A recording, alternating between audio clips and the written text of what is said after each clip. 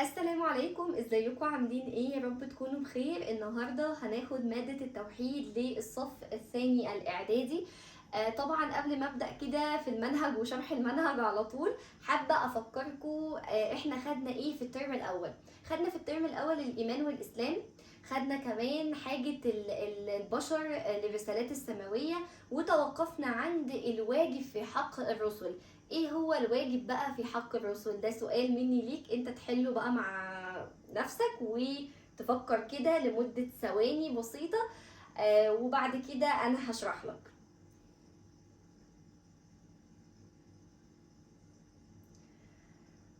كفاية الثواني دول، اعتقد هو الموضوع ما كانش كبير قوي. خدنا الواجب في حق الرسل كان 4 صفات: الصدق والامانة او العصمة والتبليغ، وايه تاني؟ ايه اخر واحدة؟ الفطانة. دول الاربع صفات اللي قلنا دول صفات واجبة في حق الرسل.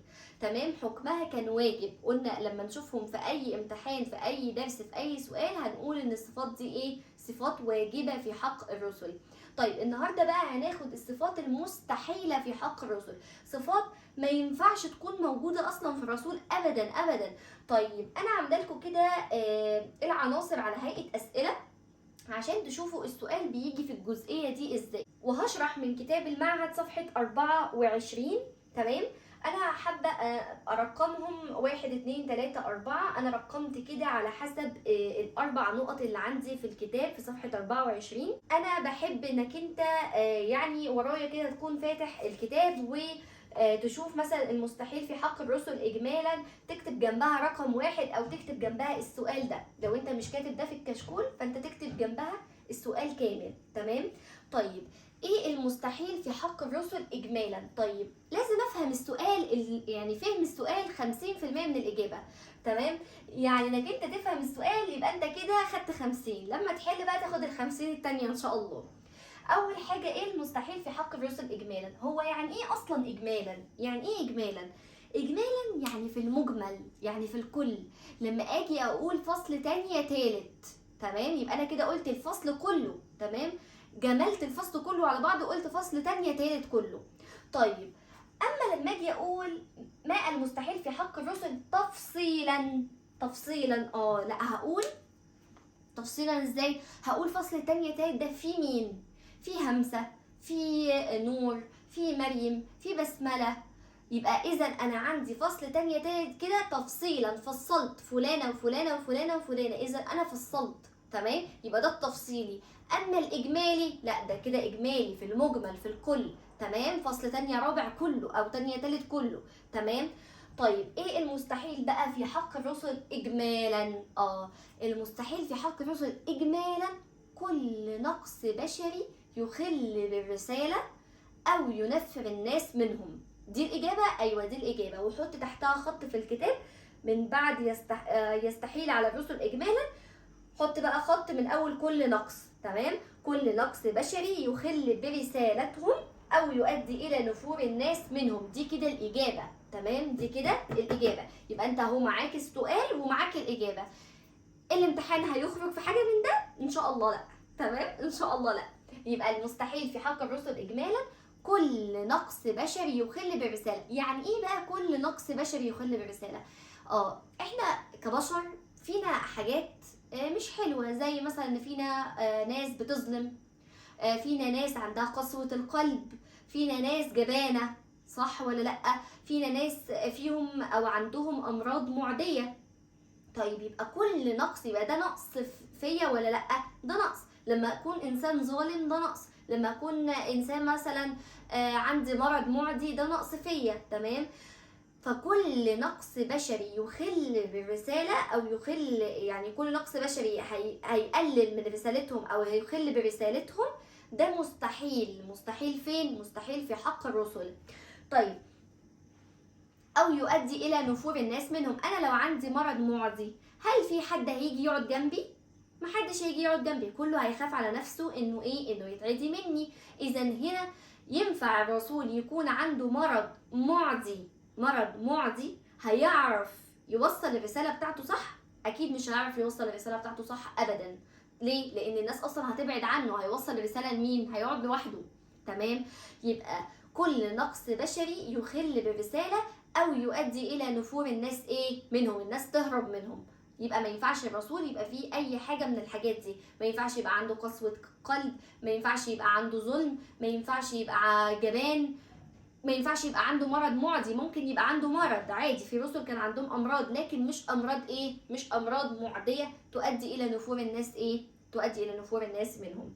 طيب المستحيل في حق الرسل بقى تفصيلا. يبقى لما يجي يقول لي اجمالا انا خلاص عرفت الاجابه ايه وعملت تحتها خط. تمام؟ كل نقص بشري يخل بالرساله او يؤدي الى نفور الناس منهم. طيب زي ايه؟ يجي يقول لك ايه مثال، اذكر مثال او مثل لما تقول. زي ايه؟ زي قسوه القلب، زي الظلم، زي الجبن، زي امراض المزمنه المعديه. تمام؟ دي كلها حاجات تؤدي الى نفور الناس منهم، فتخل بالرساله فتستحيل على الرسل. طيب ايه المستحيل في حق الرسل تفصيلا؟ انا هنا اهو بفصل، هقول حاجه وحاجه وحاجه وحاجه، هقول 4 حاجات. فاكرين الواجب؟ قلنا الواجب في حق الرسل، فاكرينه كانوا ايه؟ كانوا الصدق، ده واجب في حق الرسول. قلنا ايه تاني؟ قلنا الامانه او العصمه، ده واجب في حق الرسول. قلنا ايه تاني؟ قلنا الفطانه، ده واجب في حق الرسول. وقلنا ايه كمان؟ فكروني. ايوه هتيجي. يبقى ايه؟ قلنا انا اللي نسيت ولا ايه؟ لا ما ينفعش انا اللي انسى. يبقى اول حاجه قلنا ايه؟ قلنا الصدق والامانه والتبليغ والفطانه. عكس بقى كل الكلام ده هو اللي هيكون مستحيل. يبقى ما ينفعش اقول على شخص واحد بس انه كذاب وصادق. ينفع شخص واحد يبقى كذاب وصادق؟ لا، ما هو يا كذاب يا صادق. ما ينفعش اقول ان الشخص ده هو الاثنين. ازاي؟ ما ينفعش اقول الراجل ده امين جدا لكنه خاين. ينفع؟ ما ينفعش. يا اما امين يا اما ايه، يا اما خاين. تمام؟ طيب يبقى المستحيل في حق الرسل بقى تفصيلا ايه؟ تفصيلا عكس الصدق. ايوه سامعاك. الكذب، برافو، سامعاك انت كمان. عكس الامانه، الخيانه. تمام، برافو جدا، شاطرين. عكس التبليغ. تبليغ عكسها ايه؟ الكتمان. شاطرين، الكتمان. ما ينفعش اكون بتكلم لوحدي مع كاميرا، يعني اكيد بتكلم معاكم. تمام؟ يبقى الكذب والخيانه والكتمان. عندي صفه رابعه، الفطانه. عكسها ايه؟ عكسها البلاده. في لما نقول على شخص انه بليد، يبقى الشخص ده بليد، يبقى مش ذكي. لما قلنا فطانه دي جايه من الذكاء، جايه من لما يجوا يقولوا له مثلا اثبت لي ان ربنا موجود، يثبت ان ربنا موجود فعلا. اثبت لي ان ده صح، يثبت ان ده صح. اثبت لي ان الصلاه دي فريضه، يثبت ان الصلاه فريضه، وهكذا. تمام؟ يبقى هو هنا فطن، عنده مرونه. تمام؟ يبقى ده الفطانه تكون واجبه للرسل. ما ينفعش يبقى الرسول وبليد مش عارف يجاوب، الناس هتصدقه ازاي؟ لما اقعد اسالك كل شويه سؤال وانت ما تجاوبش، يبقى ازاي انت هتكون رسول؟ ما ينفعش. يبقى احنا قلنا المستحيل في حق الرسل اجمالا كل نقص بشري يخل برسالتهم او يؤدي الى نفور الناس منهم. طيب السؤال الثاني يجي يقول لي ما المستحيل في حق الرسل تفصيلا؟ تفصيلا. يبقى انت عايز ال4 صفات، هفصل لك فلان وفلان وفلان. فاكرين الفصل؟ بالظبط كده. يبقى المستحيل في حق الرسل تفصيلا الكذب، الخيانه، الكتمان، البلاده. تمام؟ دول كلهم ايه؟ دول كلهم اهو تفصيلا. طيب يجي يقول لي اذكر الدليل العقلي على استحالة هذه الامور. هو يعني ايه دليل عقلي؟ طيب انت لو ازهري بتتفرج على الفيديو وانت ازهري وفي تانية اعدادي، فانت اكيد عارف يعني ايه دليل عقلي. اما لو انت مش ازهري ومش في تانية اعدادي يبقى اكيد مش تبقى عارف يعني ايه دليل عقلي. طيب الدليل العقلي يعني من العقل. شفتوا كلمة سهلة جدا، مش هنجيب حاجة من بره، كله من الجملة. اذكر الدليل العقلي، يبقى بالعقل كده ازاي الامور دي تكون مستحيله على الرسل. انا بعقلي كده لما انا خدت الدرس ده وخدت مثلا او عارف ان الرسول لازم يكون صادق، ينفع يكون كاذب؟ ايه ده؟ عقلك هيقول ايه الهبل ده؟ ازاي يعني؟ اكيد مش هينفع. ينفع يكون الرسول ده خاين للامانه؟ اكيد لا. طب هو ينفع الرسول يكتم الرساله اللي ربنا امره انه يوصلها لينا بالعقل كده؟ لا، عقلا ما تنفعش. طيب البلاده، ينفع الرسول يبقى بليد لما يتسأل سؤال ما عرفش يجاوب؟ اكيد لا. عقلا اكيد لا. يبقى اذكر الدليل العقلي على استحالة هذه الرسل اهو. هذه معلش هذه الامور، هنيجي اهو عند الدليل على استحالة هذه الامور، اكتب السؤال ده فوقيها تمام عشان تعرف كده ايه الاجابة. طبعا هي بيقول لك هنا ان هي نقائض، دي كلها النقائض تخل بالايه؟ تخل بالرساله وبتضيع ايه؟ بتضيع الفايده.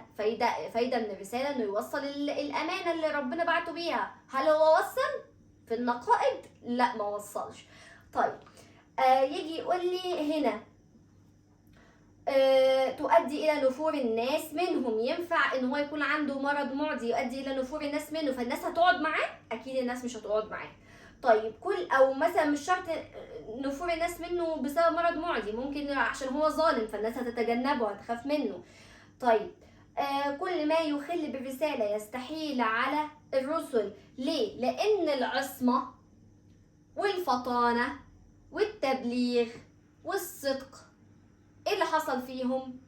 واجبين، ثبت وجوبهم. احنا ثبتنا وجوبهم قبل كده في الترم الاول، ثبتنا ان دول واجبين في حق الرسل. يبقى ازاي نقائضهم هتبقى واجبه برضه؟ لا. تمام، يبقى ده العقل بيقول كده. طب لما اجي اقول اذكر الدليل النقلي، نقلي يعني انا عايز تنقل حاجه، تنقل ايه، بتنقل اهو نقل. انت مش هتفكر لي بعقلك، انت هتنقل منين؟ هتنقل من القرآن وتحط لي الدليل قدامي. يبقى انا عندي هنا دليل عقلي، انت هتفكر وتقول لي، هتفكر وترد عليا. لما اقول لك دليل نقلي اي منقول من الايه؟ من الكتاب والسنة، اذا هو منقول منين؟ من القرآن الكريم. تمام. طيب ايه هو الدليل؟ ان الذين يكتمون ما انزلنا ربنا سبحانه وتعالى هو اللي بيقول من البينات والهدى من بعد ما بيناه للناس فين؟ في الكتاب. اولئك ايه؟ اولئك يلعنهم الله ويلعنهم الايه؟ اللاعنون. يعني ربنا سبحانه وتعالى طرد من رحمته بقوا خلاص في جهة اللعن يعني. تمام، طردهم من رحمته اللي ايه؟ اللي كتم ما انزل الله. ينفع الرسول يكون مطرود من رحمة ربنا؟ اكيد مش هينفع. يبقى دي كلها صفات ايه؟ تخل بالرساله. اذا صفات ايه؟ مستحيله على الرسل. هديكوا تقويم. التقويم ده انه كنتوا تحلوا لي العنصر رقم 2 اهو. حل العنصر رقم 2 ده تحلوا تحت في التعليقات وهشوف كل الاجابات بتاعتكم. يا رب تكونوا استفدتوا، يا رب تكون الماده خفيفه وسهله عليكم. السلام عليكم.